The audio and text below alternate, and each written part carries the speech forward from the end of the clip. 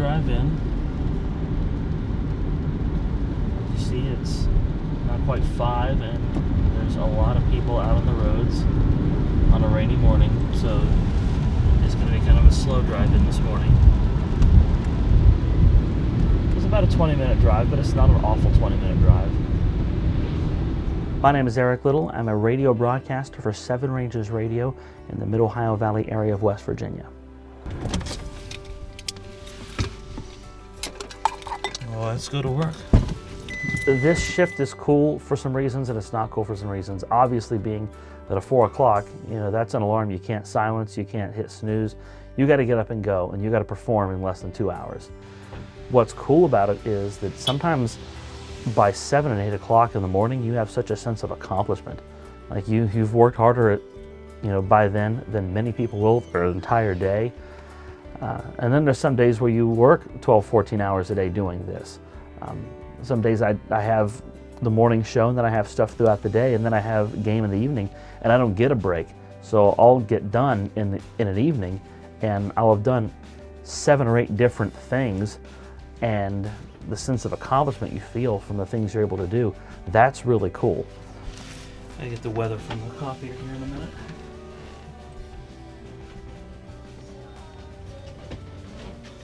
Especially in the first couple hours of the show, I do a lot of running between this studio and the other studio. Try to give you a heads up so I don't flatten you. It's the part of the day where I kind of catch up on email and write news, catch up on the events of the world. A lot of junk emails. When I was little, I wanted to be something in media when I grew up. When I was a kid, I would take blank sheets of paper and I would draw on it to make it look like a newspaper. I was fascinated with the layout of newspapers. I would make headlines and I would make squiggly lines. I was just fascinated with the layout of it.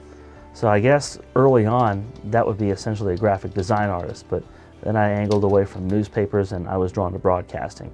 I used to pretend like I was broadcasting stuff. I had one of those Fisher-Price microphones that you could hook up to a stereo and do that.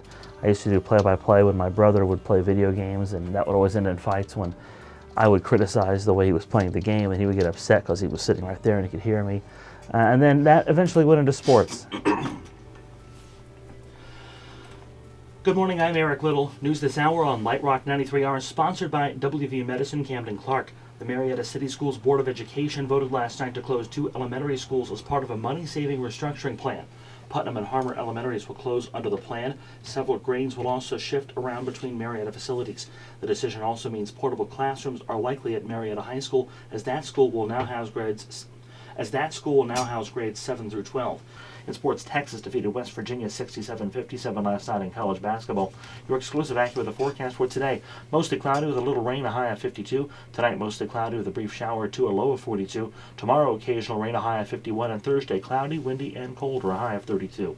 That's a look at news this hour right here on Light Rock 93R. All right, time to edit that. I did a lot of things early on. I think the biggest thing in this industry you can do from an early stage to see whether or not you got it or you don't is to get in front of a microphone somehow. I did public address announcing in high school for football games when I was 15. I was a sophomore. I saw in the newspaper the job was going to be open. I was one of 2 people that applied and did an audition, and I got it. I don't know if they hired me because I was a student and they thought that would have been kind of cool, but they gave it to me and they let me do it. By then I'd figured out that I kind of wanted to do something in this vein.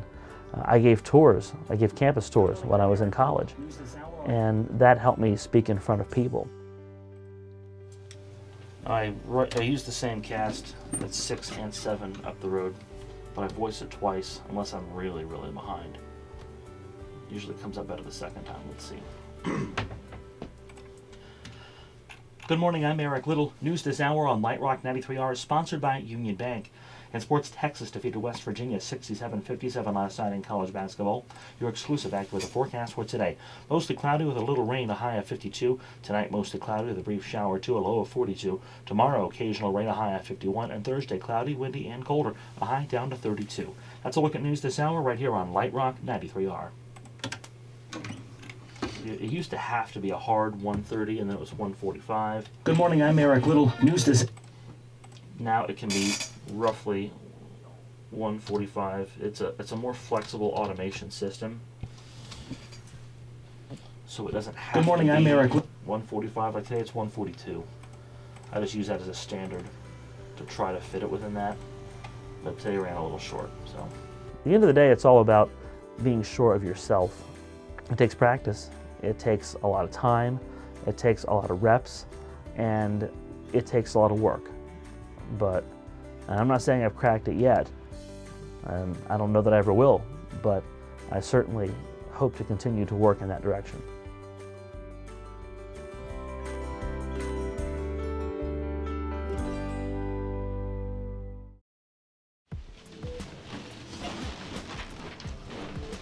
Good morning, Jack.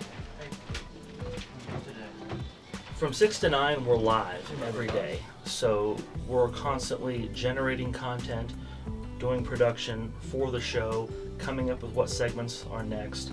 I'm in at 5 to start that process, writing news, recording news and sports for other stations, stuff that I'll use on this station. And it's just one of those jobs to where if you get off to a really good start in your day, it helps and it makes the rest of the morning so much easier. If you get off to not such a good start, it puts you behind the rest of the day and it feels like you're working from behind the rest of the day. V96.9, more music, better variety here on your Tuesday. It's Lover. It's Taylor Swift there. Good morning, Eric. Hey, good morning. It's 6:17 and 46 degrees, so thank you for making us a part of your Monday morning early on as it is. High of 52 today, mostly cloudy with some rain. Full forecast and headlines coming up in just a few moments. But let's take a look at this date in history on this February 25th. In 1793, the first U.S. cabinet meeting was held at George Washington's home in Mount Vernon. Really informal back in the day. Let's just meet in the living room. Well, yeah, and they wanted to, talk to Martha not just about the cabinets, but also maybe the draperies and things like that, too. Sure. I don't know, we've been on the air 5-6 years together. It works great because we each know what our job is, and then when we sit down to go on the air together, it just seems to flow. There's no problem.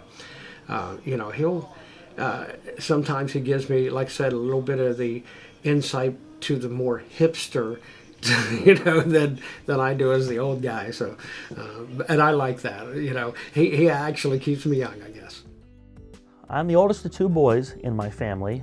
My mom and dad are still living. Dad's in his mid-60s. Mom's younger than that. She would not want me to reveal anything beyond that, probably. My brother is in his early 30s. He's married and they have an adorable 2.5-year-old daughter. So I'm Uncle Eric to at least one person officially, but maybe scores of others unofficially. And I enjoy that role. She's a lot of fun, and my phone blows up with videos and photos. And that's a lot of fun. NASA is going to send another rover to Mars this summer, and this time it's going to do some cave diving. That's because NASA scientists think that if they're going to find life on Mars, it'll probably be hiding underground. Because Mars' surface is so harsh and loaded with radiation, anything still living is probably hiding below the surface, where there's likely water too. So how about that? Well, it's also David Bowie could still be right. Yes, I know, right? Not life on Mars, but life in Mars. As much as I hate to think of this being a stepping stone for Eric, I can see him going to bigger things, which he's already doing with some of these colleges and stuff. But I could see him doing something national in that perspective, because he's just that talented.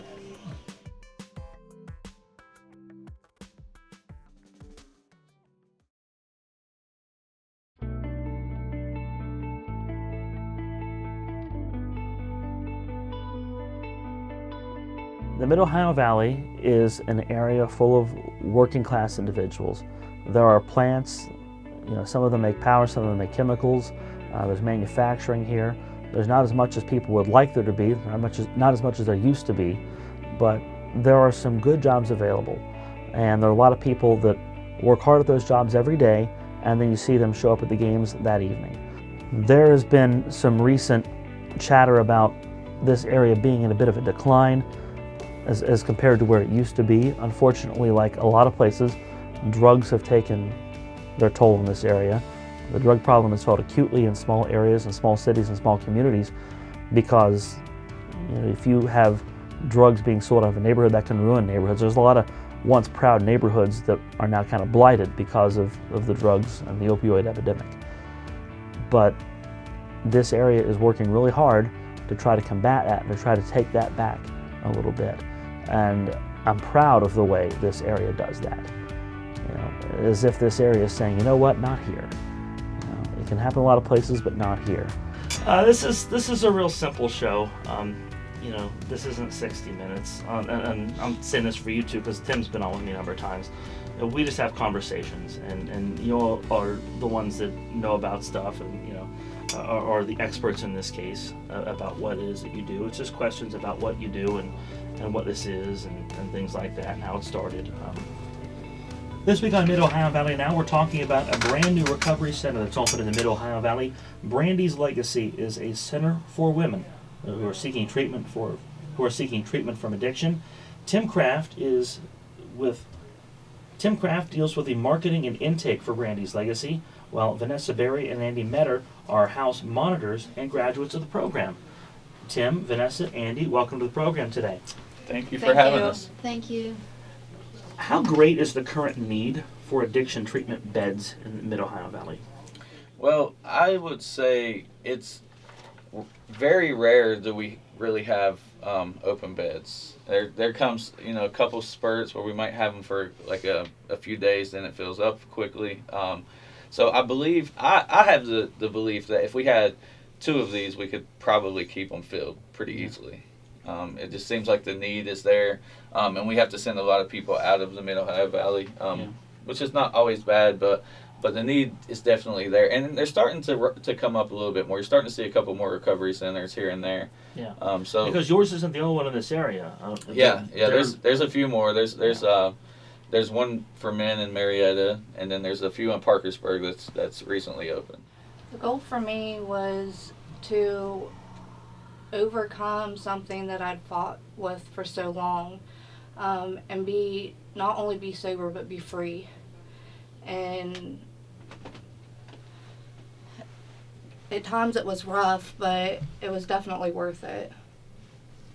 The goal for me at Brandy's was to find a balance, to find more coping skills to deal with the reason why I chose to get high in the first place, and learning how to apply those to my life, and then transition back in. Like as your level care jobs, you're allowed to work, and they help provide transportation to get back and forth. So being able to have the tools that you need and have people that will support you when you feel like you can't, like you want to give up, and they still back you, and they carry you through until you get back up on your feet. So the freedom was a big thing for 2, because after the first couple of months, sobriety wasn't good enough. I was still lacking something. I still had a void, so I was searching for something that would give me above and beyond what I had, and I found that in God. And that's the goal, is to pour into these ladies and let them know that there is a better way to live, and that you don't have to always label yourself as an addict. I grew up here. I left to go do baseball, but then, you know, I always had tentacles back this way, and you know, it's a good place to plant roots. But at the same time, it's not perfect, and I think everybody that lives here and is realistic about it knows that.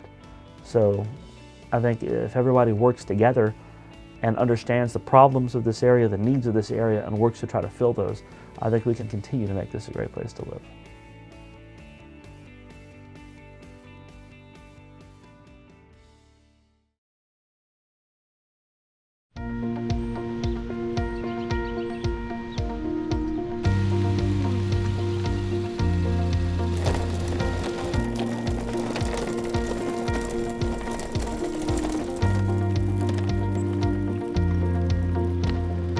In my opinion, sports in our culture are important because they give us a sense of identity and they give us an escape.